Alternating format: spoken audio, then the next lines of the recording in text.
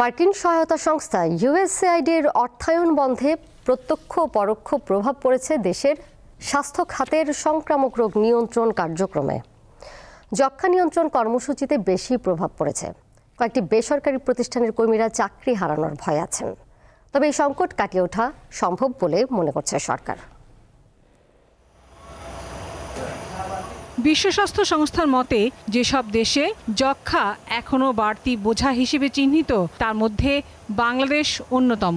বিভিন্ন গবেষণা সংস্থার তথ্য বলছে দেশে প্রতি বছর 4,000-এর বেশি যক্ষ্মা আক্রান্ত রোগী মারা যায়। গত 3 বছরে নতুন করে যক্ষ্মা রোগী বেড়েছে লাখের বেশি। এর মধ্যে মাল্টি ড্রাগ রেজিস্ট্যান্স রোগীও পাওয়া যাচ্ছে। দেশের যক্ষ্মা রোগ শনাক্ত এবং চিকিৎসা সহায়তায় বেসরকারি প্রতিষ্ঠানের মাধ্যমে অ্যালায়েন্স ফর টিউবারকুলোসিস বাংলাদেশ এবং টিবি ডায়াগনস্টিক নেটওয়ার্ক স্ট্রেনথেনিং কার্যক্রমে আর্থিক সহায়তা আসত ইউএসএআইডির মাধ্যমে। কিন্তু আমেরিকা ফার্স্ট নীতিকে প্রাধান্য দিয়ে ডোনাল্ড ট্রাম্প ইউএসএআইডির কার্যক্রম বন্ধ করায় অন্যান্য দেশের মতো বাংলাদেশেও এর প্রভাব পড়তে শুরু করেছে।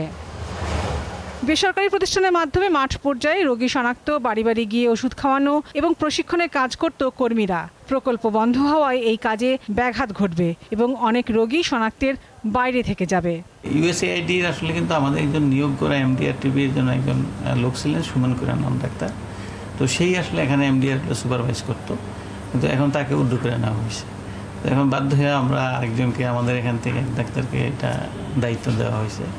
ওষুধ বন্ধ করে দেওয়ার মাঝখানে পুরো কোর্স কমপ্লিট না করার একটা মারাত্মক ইফেক্ট হলো এমডিআর ড্রাগ রেজিস্ট্যান্ট টিবি। ঘাটতি পূরণে সরকারি কর্মীরা কাজ করছেন বলে জানায় স্বাস্থ্য অধিদপ্তর। ড্রাগ কেনা হয় এটা কিন্তু আমরা গভর্নমেন্টের টাকা দিয়ে আমরা প্রকিউর করে থাকি। আর যে ইউএসএআইডি কিন্তু আমাদেরকে দেখা যাচ্ছে যে হলো আমাদের যে অন্যান্য যে আরও অ্যাক্টিভিটি আছে সেগুলোর স্ট্রেনথেনিং, আরও অন্যান্য পার্টনারদের সাথে তো অ্যাক্টিভিটি আছে, ওগুলো স্ট্রেনথেনিংয়ের জন্য কাজ করে থাকে। প্লাস যে হয়তো ফিল্ড পর্যায়ের বা ল্যাব পর্যায়ের ইয়েদের কর্মকর্তা কর্মচারীদের যে ক্যাপাসিটি বিল্ড আপ, সেখানেও ওনারা আর কি কাজ করে থাকেন। আগামীতেও বিভিন্ন কার্যক্রমের সহায়তা বন্ধ থাকতে পারে, তাই এখন থেকেই প্রস্তুতি নিতে হবে বলে মনে করেন তারা। লাবণী গুহ, দীপ্ত সংবাদ, ঢাকা।